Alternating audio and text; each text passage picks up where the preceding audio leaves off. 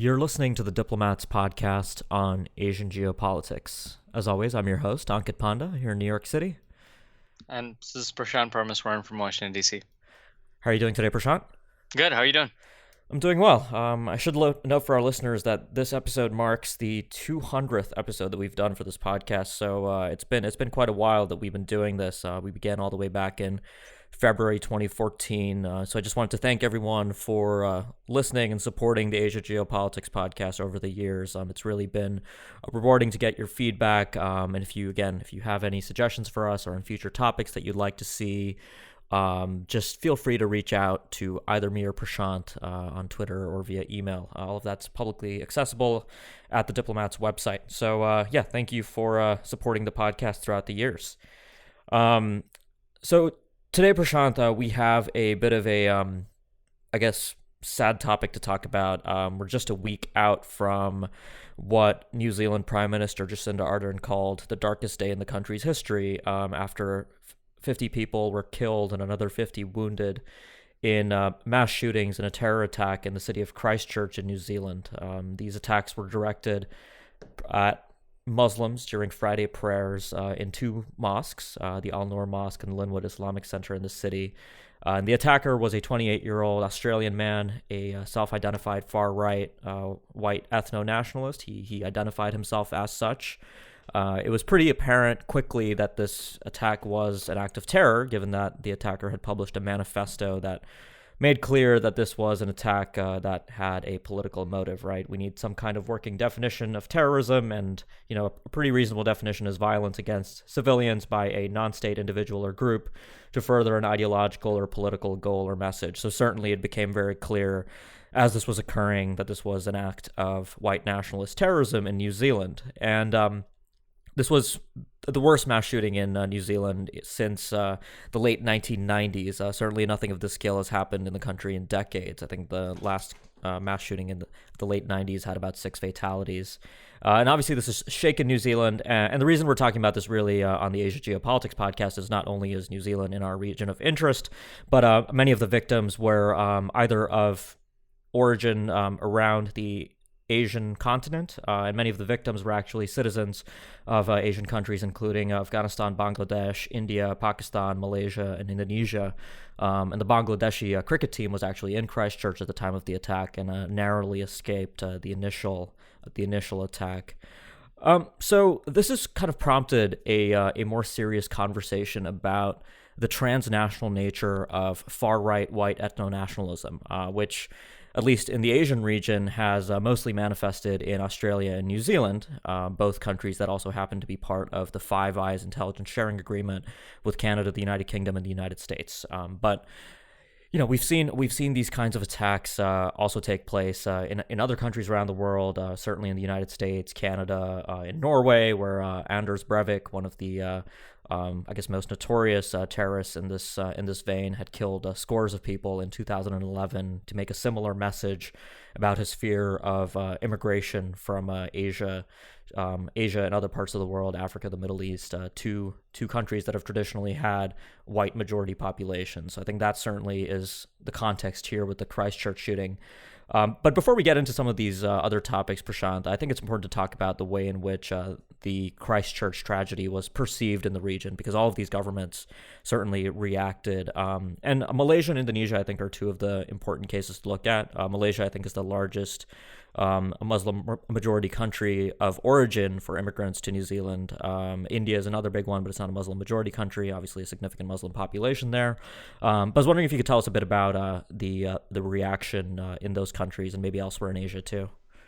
Yeah, I mean, I think the way that you framed it is exactly the right starting point, right? Which is that the reason why we're talking about this on the geopolitics podcast is that even though this is an event that occurred in New Zealand and should be viewed primarily from the perspective of what New Zealand has done and how that it affects it, there's also a broader regional conversation that we've talked about in previous episodes of the podcast about the threat of terrorism and primarily Islamic radicalism, really, if you look at the focus of the response and the spotlight.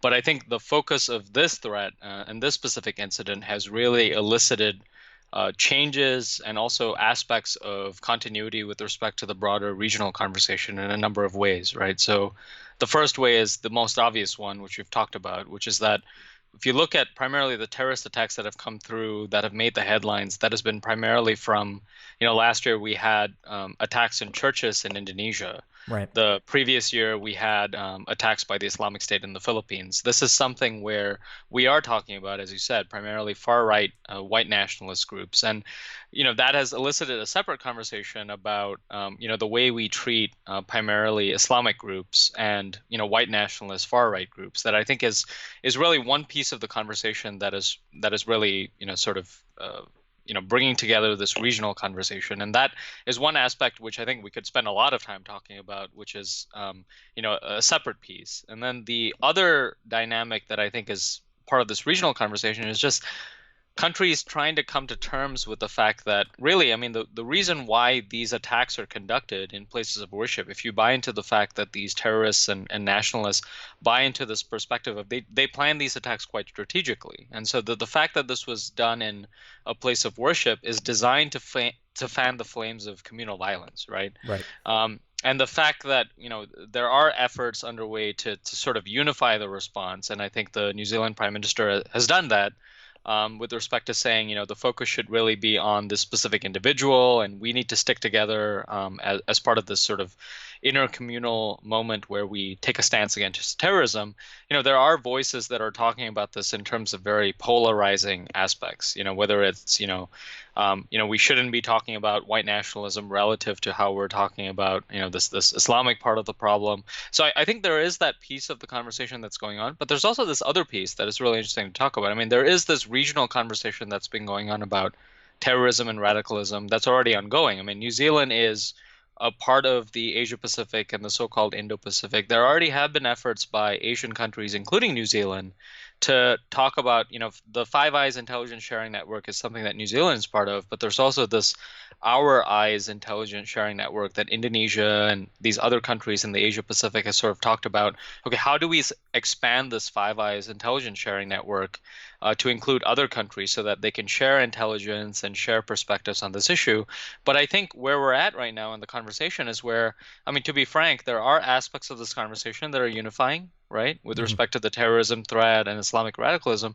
But there are aspects to this that pull countries apart. You've seen the Turkish leader Recep Tayyip Erdogan, ahead of elections, talk about this in terms of, the West is doing something, whereas us Islamic or Muslim majority countries are doing something else. And I think that's kind of where we're at. I mean, which is why it's really interesting to talk about from a geopolitics podcast perspective. Yeah. The unifying and dividing aspects of this. Right. Absolutely. And, I mean, we should also note that if you wanted to talk about, the Islamic State and what we've seen there, we kind of see the flip side of white nationalism. And, the Islamic State's objective in many ways in carrying out attacks in Western capitals and major cities over the years has been to kind of convey and foment really anti-Islamic sentiment in these countries to prove that Islam and Western societies are effectively incompatible, which is very much the message that motivated this terrorist too. So obviously you see this attack and there is kind of this civilizational clash narrative that, you have far-right white nationalists and kind of radical Islamists fomenting at the same time. And yeah, to speak about Erdogan, I mean, he's actually been showing the footage that the attacker live streamed during the attack, right? So this is another aspect of this that we should probably talk about a bit, which is the fact that this is very much a 21st century terror attack in the vein of things that we've also seen from the Islamic State with the role of social media, the attacker himself. Looking at his background, at least what's been reported publicly so far, you have the classic kind of telltale signs of online radicalization, which we've also seen with attackers that have been inspired by the Islamic State, where you'll have simply teenagers or young adults who are, have never been to Syria or Iraq, but nevertheless carry out attacks supporting the philosophy of the Islamic State. And very much here, we have this transnational network of white nationalist thought, right? So this guy who shoots up the mosque in Christchurch cites Norway's Breivik, and he cites other figures that he admires that are part of this movement. It's not necessarily as globally cohesive as the Islamic State. Certainly, there's no territory being held by an organization like this, but I think many of the same dynamics are at play. And that's actually one of the reasons why I think the intelligence sharing and really treating this as a counterterrorism problem is so important. I mean, yes, authorities do focus on white nationalism, and have through history, right? In the United States, certainly there's a long history, Mhm. but certainly the kind of political allocation of attention in the West has mostly been focused on radical Islamic terror. Certainly in the United States, even though you had the there was a 2017 report by the FBI and the Department of Homeland Security in the United States that, for example, noted that white nationalist extremists had killed more Americans and conducted more attacks, actually, between, I guess, 2001 and 2017 than any other group, including certainly radical Islamic terrorists. But again, we have to account for the counterfactual that maybe other attacks would have taken place, but some of the Mhm. intelligence attention that was devoted to preventing those kinds of attacks actually was successful and resulted in their prevention. But I think now with what happened in New Zealand, this is going to be a much more serious area of focus. And of course, there are sort of other challenges to this, right? Like in the United States right now, I think the reaction at the highest level of governments here to what happened in Christchurch was rather disappointing, right? We saw President Mhm. Trump refused to condemn white nationalism as a major threat. He said it was just a few people, kind of a diffuse threat, and he immediately deployed the very same quote unquote invaders language that the Christchurch attacker used to describe Muslim immigrants to New Zealand, to describe Mexicans and Central Americans that are entering the United States from the southern border. So I think those kinds of that kind of rhetoric certainly doesn't help this cause, but I mean, also look, there is the the Obama administration put a lot of time and effort into developing a countering violent extremism playbook to effectively address quote unquote the root cause of disenchanted youths, primarily young Muslim youths, from being drawn into these terrorist ideologies that were emanating out of the Middle East and elsewhere.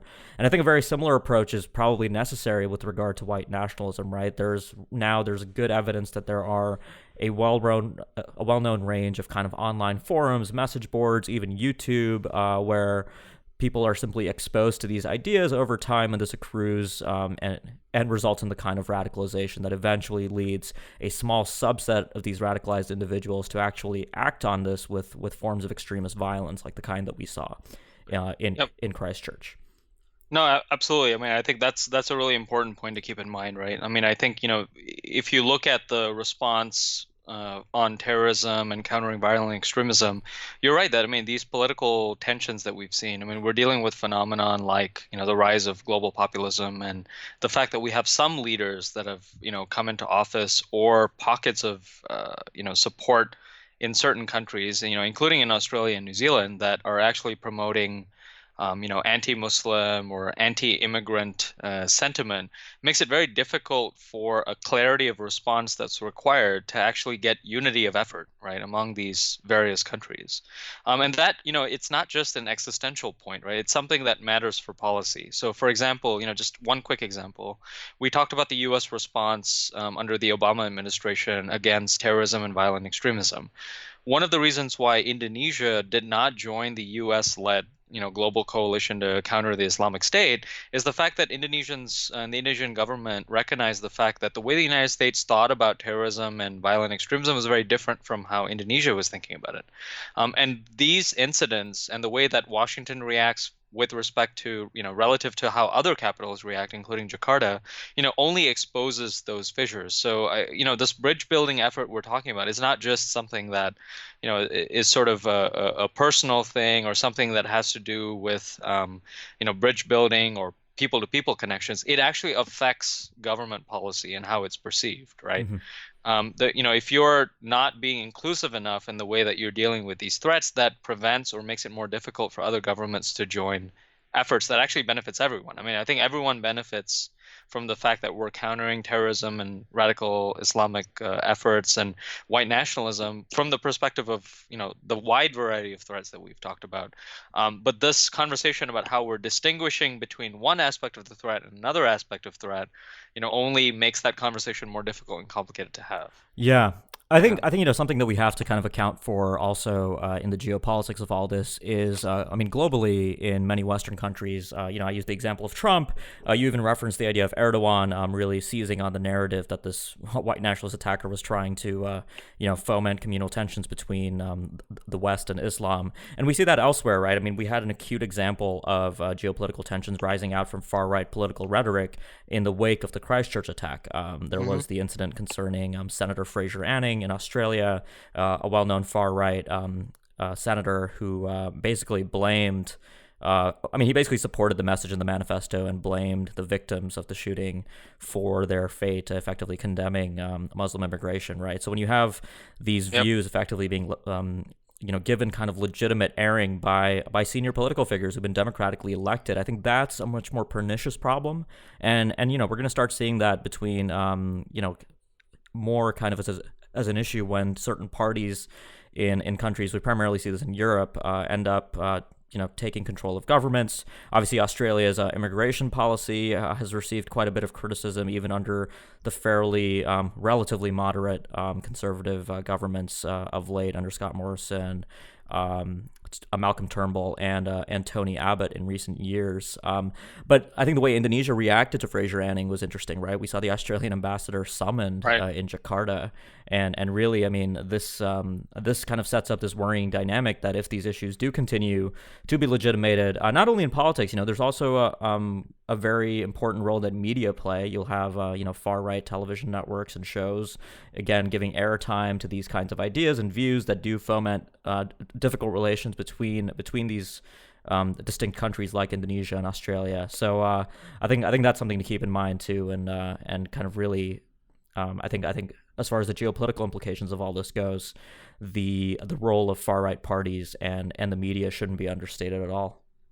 No, that's a really important point to bring up. I mean, the media part of this conversation, because I think, we've talked about the nature of the threat and how there can be divergences in how it's interpreted. There's also divergences in terms of how countries respond to that threat, right? And I think one of the things that came very quickly after the New Zealand tragedy is, efforts by the New Zealand Prime Minister to very vocally talk about social media and the role that, circulating these videos can actually impact and affect how the messaging spreads very quickly and in a very viral fashion. And the fact that, we really need to confront that aspect.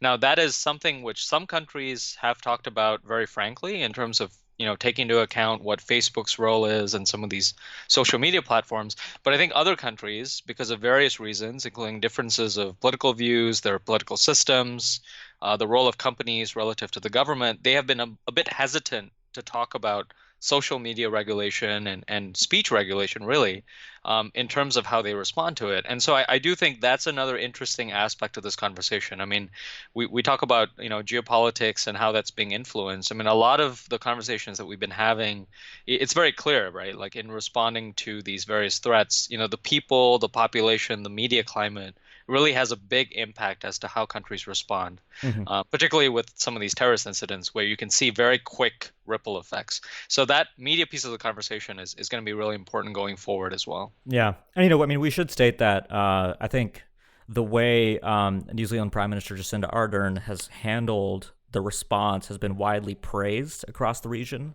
And I think that's an important example. Of course, I think a lot of kind of coverage has missed the fact that if you look at the domestic politics in New Zealand right now, you have a very strange sort of coalition arrangement where you have a far-right party in alliance with the progressives who are led by Jacinda Ardern, right? Winston Peters, the Deputy Prime Minister and Foreign Minister of New Zealand, for example, has his own history of blatantly racist remarks.